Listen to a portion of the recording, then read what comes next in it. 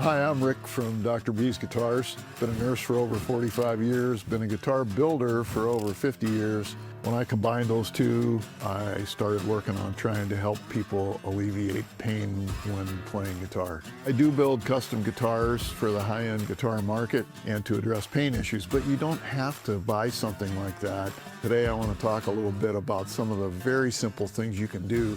I'm going to give you some solutions to try from $5 to $500 that may address your issue without having to go to a custom guitar that costs thousands of dollars. Number one, string mute. $5 item you can buy anywhere. You can use a hair scrunchie. People use a piece of kitchen sponge. But anything that helps you mute strings can stop you from having to try to do that with your palm or your fretting fingers while you play. And so that's something you can try that helps a lot of people.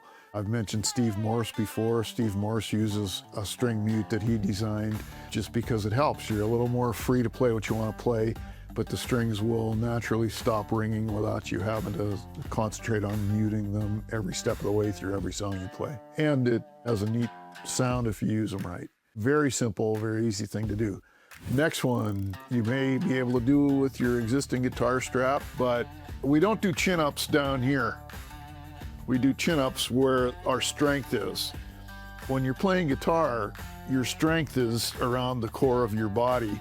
It's not down here at your belt line. So the whole trend from the 60s, 70s of using the longest guitar strap you could find and strumming with your guitar down at your ankles is another one of those things that's harmful. At the risk of looking like a dweeb, the higher you pull that guitar up, in most cases, the more comfortable it's going to be. So just something like a guitar strap adjustment. Generally, it's going to be kind of in the middle of the range. It's not going to be with the guitar under your chin like a violin, and it's not going to be with the guitar below your knees. It's going to be somewhere in a comfortable zone. But if you're having trouble with pain, and this is not just fingers on your fretting hand, this is also strumming shoulder, the first thing to try is going, you know what, I'm just going to take a different shot at how I hold the guitar and the height that I've got it at. Think of it this way, less Nirvana, more Beatles. Don't forget to adjust your belt height on your pants at the same time. String mute, $5. Strap, $20. We're going to move up a little bit and we're going to talk about guitar pedals or effects pedals. And this can be a range from $50 to $1,000.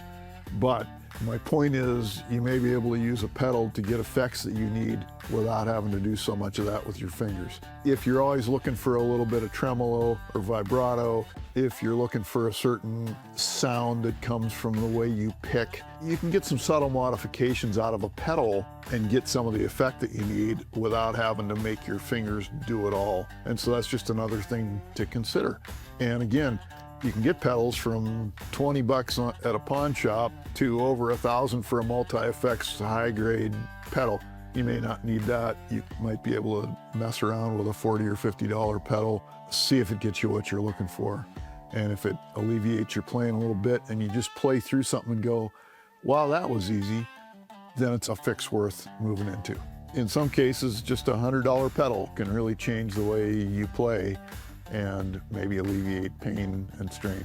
Okay, next price point is kind of a wide one, and it covers actually two things. There's probably more than two, but the two prominent companies I'm aware of that focus on wider necks. Warmoth Guitar Company has a super wide neck, but you're talking somewhere in the $300 range till you get done with all the options and so forth. But you can take the guitar you already own, bolt on a neck, and get a different playing ability, especially if you're having trouble forming chords because it's tight to make all those little configurations down at the nut end of the fretboard.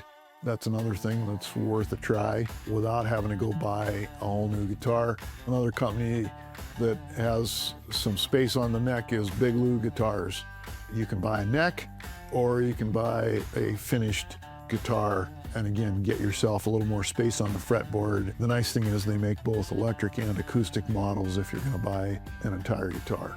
I build custom guitars out of quality woods and so forth, but you don't have to go to that expense of a complete custom to take a step in the direction of trying to address a pain issue. So the other fix that's in that same kind of category of maybe $250 to $500 is a guitar. I can probably illustrate a couple of issues with guitars, but another thing you might try is a guitar with a different body shape than what you're used to. If you look at where the strap connects on a guitar and then look at where the bridge is across that end-to-end strap connection, guitars that have a different body configuration are going to hang in a slightly different place in relation to your body. Your arms are going to be moving in that direction as well. If it's painful playing where you're at and you're using a Telecaster, which is going to be shifting things more toward your strumming hand, you might try a Strat or an offset guitar, because that's going to shift the whole guitar body to a little different place, and maybe your strumming now becomes a little less painful because your shoulder is in a different position than it was before. So this is my Fender Powerhouse Strat. Here's what I want you to see with body configuration. Here's where the strap buttons are, here's where the neck sits. Look at where the bridge is and look at where the nut of the guitar is in relation to my body. And the same thing with your fingers. The way our fingers move, if I just take this hand and move it from here to here, look what happens. My fingers go from an almost upright position, direction that frets run, to a position that's not so, direction that frets run. So moving the whole guitar one way or the other has some effect on how much you have to move your fingers to fret those higher frets. That whole idea might be viewed as silly by a whole different guitar now, but I'm focusing on trying to alleviate pain or prevent pain, and the more people can do that without having to get into a high-dollar custom guitar, the better.